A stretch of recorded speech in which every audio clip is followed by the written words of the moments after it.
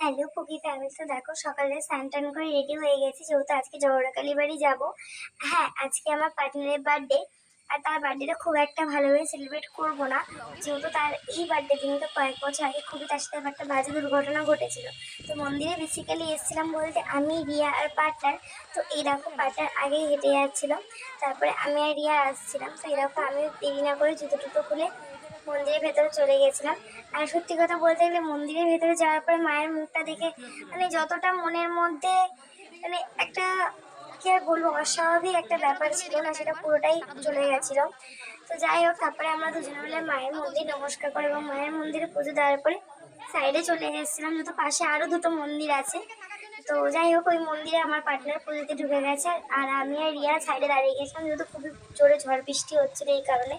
আর ওখান থেকে বেরোতে বেরোতে না আমরা না সত্যি সত্যি বলতে গেলে পুরোই ভিজে গেছিলাম। যে ফোনটা বের করে যে শ্যুট করবো সেইটুকুনি সময় পর্যন্ত পাইনি, তোমরা দেখতেই পাচ্ছ কিভাবে ঝড় বৃষ্টি শুরু হয়ে গেছে। তারপরেও রাস্তার পাশে যখন দাঁড়িয়েছি আমরা পুরো বৃষ্টিতে ভিজে যাওয়ার পরে, তো কি আর বলবো, ফোনটা বের করতে গিয়ে ফোনটাও পুরো ভিজে গেছে। দেখো সত্যি সত্যি পুরো কাক ভেজার মতনই কিন্তু আমরা ভেজেছি। তারপরে আমরা আঁকার বাড়ি চলে এসেছিলাম, কিন্তু তার বাড়ির বার্থডে উপলক্ষে একটা ছোট্ট খাওয়া দাওয়া অনুষ্ঠান ছিল।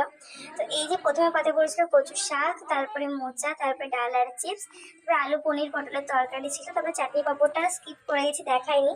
তো এই যে রিয়া, আজকে ভিডিওটা এইটুকুনি ছিল। কেমন